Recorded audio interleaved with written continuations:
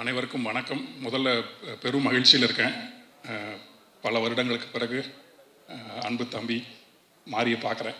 ஆமாம், தம்பியோட கல்யாணத்தில் பார்த்தது, வேற வாயாக இருந்தப்போ பார்த்தது. அதனால் பெரும் ஊக்கமாகவும் இருக்காது.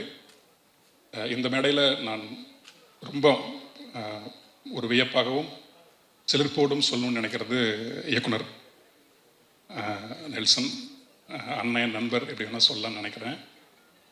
அவர்கிட்ட ஒரு தொடர் வாசிப்பு இருக்குது, இலக்கிய வாசிப்பு. இந்த சமகால சமூகத்தினுடைய அசைவுகள் எல்லாம் ரொம்ப அவதானித்து அதிலிருந்து தன்னுடைய பார்வையை எடுத்துக்கொள்ளக்கூடிய ஒரு தீவிரமான ஒரு வாசகர் அவர். அதே மாதிரி உலக திரைப்படங்களையும் ரொம்ப கடுமையாக ஒரு தீவிர அடிமைத்தனத்தோடு பார்க்கக்கூடியவர். அப்படியான ஒருவருக்குள்ளிருந்து ஊறி வெளியே வரக்கூடிய ஒரு கதை அப்படிங்கிறது தான் இந்த படமும். அவரோட மான்ஸ்டரில் வேலை செஞ்சுருந்தேன். அந்த அந்திமாலை நேரம் அந்த பாட்டு, அப்புறம் தீரா காதல், அந்த பாடலுக்கான சூழலே இருக்கு இல்லையா, அது வாழ்க்கைக்குள்ளே இருக்கும். பாடலுக்கான சூழல் நம்முடைய வாழ்க்கையை விட்டு வெளியே இல்லாமல், வெறுமனை கொண்டாட்டமாக இல்லாமல், வாழ்க்கைக்கு உள்ள மனித உணர்வுகளை இன்னும் ஒரு ரிஃபைன்டாக சொல்லக்கூடிய, ஏஸ்தட்டிக்காக சொல்லக்கூடிய ஒரு தன்மையில் தான் அவருடைய பாடலுடைய சூழலுமே இருக்கும். என்ன மாதிரி எழுதக்கூடியவங்களுக்கு அது ரொம்ப எளிது. எல்லாமே இருக்கும்போது அதற்கான சொற்களை மட்டும் போட்டால் போதும் அப்படிங்கிற மாதிரி இருக்கும். இந்த நேரத்தில் அவருக்கு என்னுடைய மனமார்ந்த நன்றி. அப்புறம் இசையமைப்பாளர் அன்பு தம்பி ஸ்ரீகாந்த் நிறைய பாட்டு பாடியிருக்காவில் நான் எழுதியும். இப்போ முதல்ல இசையமைப்பாளராக வந்திருக்காரு. இன்னொன்று, அந்த அஞ்சுவண்ண பூவை நான் எழுதி அவர் தான் அதை ரெக்கார்ட் பண்ணார் நினைக்கிறேன் ரஹ்மான் சார் ஸ்டுடியோவில். அவர் தான் முதல்ல கேட்டதும் அதை. அதனால் ரொம்ப மகிழ்ச்சி அவரோட வேலை செய்கிறதும். பிறகு இந்த பாடலை பாடிய பெண் பாடகி, ஆண் பாடகர் தம்பி, அவருக்கும் ரொம்ப நன்றி. அப்புறம் எங்கள் கூட்டம் ஒன்று இருக்குது, பாட்டு எழுதுகிற கூட்டம்.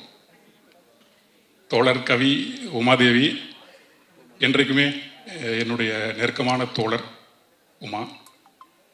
நிறைய முறை நாங்கள் பேசியிருக்கோம், நிறைய பார்த்துப்போம். இந்த பாடலுக்குள்ள இலக்கியார்த்தமான அல்லது வாழ்க்கையை ரத்தமும் சதையுமா சொல்லக்கூடிய பாடல்கள் மட்டும்தான் எழுதணும் அப்படிங்கிற ஒரு வெறி கொண்ட இரண்டு சிங்கக்குட்டிகள் நாங்கள்.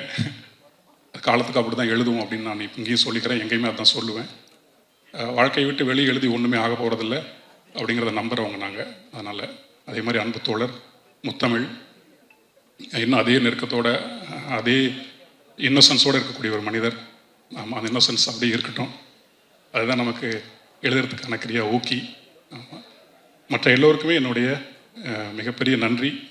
வந்திருந்த அத்தனை பேருக்குமே. இன்னும் குறிப்பாக நான் காலத்துக்கும் மறக்கக்கூடாது, நான் மறந்தேன்னா நான் மனிதனே இல்லை அப்படின்னு நினைக்கக்கூடிய ஒருத்தர் இருக்காருங்க, அன்பு அண்ணன் ஜிப்ரான்.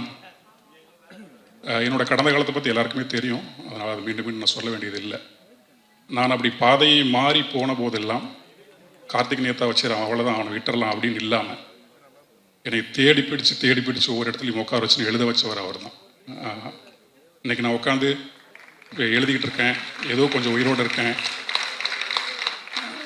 ஒழுங்காக என்னால் சாப்பிட்ட சாப்பாடு இன்றைக்கி ஜீரணம் ஆகுது அப்படிங்கிறது, இது எல்லாத்துக்கு பின்னாடியும் இருக்கக்கூடிய ஒரு மனிதரின் அன்பு அப்படின்னா ஜிப்ரனோட அன்பு.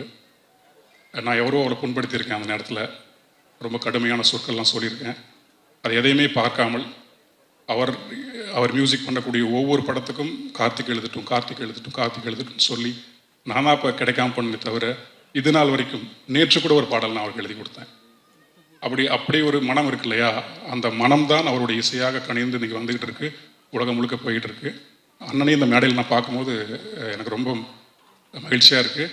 நான் இனிமேல் அவருடைய தம்பியாக என்றைக்குமே இருப்பேன், பழைய தம்பியாக இருக்க மாட்டேன். ஆமாம். அப்புறம்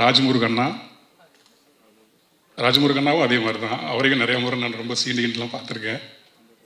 இவங்க எல்லாருக்கிட்டுமே தொடர்ச்சியாக நான் பார்க்குறது என்னென்னா, அந்த அன்பு அப்படிங்கிறத தவிர எதுவுமே காட்ட மாட்டுறாங்க. இந்த படமும் டிஎன்ஏ படமும் நெல்சன் வெங்கடேசனுக்குள்ளே இருக்கிறதும் அதுதான். இந்த உலகம் எதை நமக்கு கொடுத்தாலும் நம்ம திருப்பி அன்பை ரொம்ப ஆணித்தரமாக காட்டுவோம் அப்படின்னு சொல்கிற ஒரு படமாக தான் இந்த படம் இருக்கும். மற்றபடி எல்லோருக்குமே என்னுடைய மனமார்ந்த நன்றிகள். மற்ற மியூசிக் டைரக்டர்ஸ் எல்லாத்துக்குமே என்னுடைய மனமார்ந்த வாழ்த்துக்கள். வெண்ணிலாக்கா வந்திருக்காங்க, வெண்ணிலாக்காவுக்கும் என்னுடைய மனமார்ந்த நன்றி இந்த நேரத்தில்.